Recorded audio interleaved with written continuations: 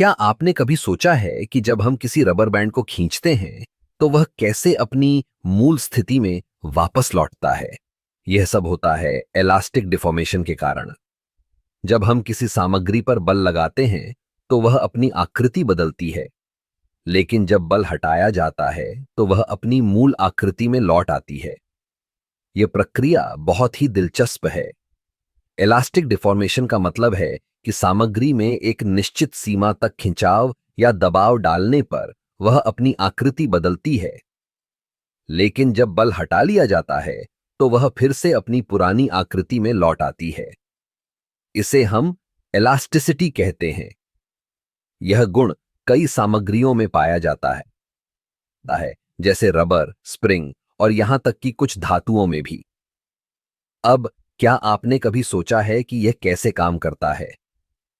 जब हम किसी वस्तु पर बल लगाते हैं तो उसके अणु एक दूसरे से दूर हो जाते हैं।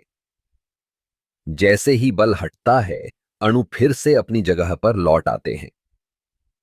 यह प्रक्रिया बहुत ही सरल है, लेकिन इसके पीछे एक गहरा विज्ञान है।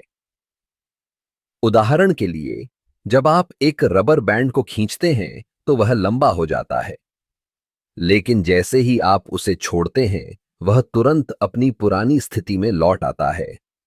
यह रबर बैंड की संरचना के कारण होता है, जिसमें लंबे लचीले अणु होते हैं जो खिंचाव के दौरान फैलते हैं और बल हटने पर फिर से संकुचित हो जाते हैं। इलास्टिक डिफॉर्मेशन का एक और उदाहरण है स्प्रिंग।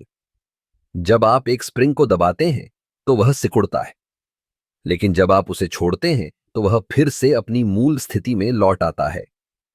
यह गुण कई इंजीनियरिंग अनुप्रयोगों में महत्वपूर्ण है, जैसे कि गाड़ियों के सस्पेंशन सिस्टम में, जहां स्प्रिंग्स को प्रभावों को अवशोषित करने के लिए डिजाइन किया गया है। लेकिन क्या आप जानते हैं कि हर सामग्री में एक सीमा होती है? यदि आप किसी वस्तु पर बहुत अधिक बल लगाते हैं तो वह स्थायी रूप से बदल सकती है। इसे हम प्लास्टिक डिफॉर्मेशन कहते हैं।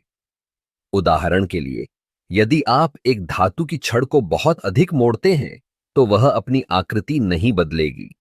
इसलिए इलास्टिक डिफॉर्मेशन न केवल विज्ञान का एक दिलचस्प पहलू है, बल्कि यह हमारे दैनिक जीवन में भी महत्वपूर्ण भूमिका निभाता है। चाहे वह खेल का सामान हो, निर्माण सामग्री या हमारे द्वारा उपयोग की जाने वाली अन्य वस्तुएं, सभी में इलास्टिसिटी का एक महत्वपूर्ण स्थान है। तो अगली बार जब आप किसी रबर बैंड को खींचें या एक स्प्रिंग को दबाएं तो याद रखें कि यह केवल एक साधारण क्रिया नहीं है, बल्कि इसके पीछे एक अद्भुत विज्ञान है।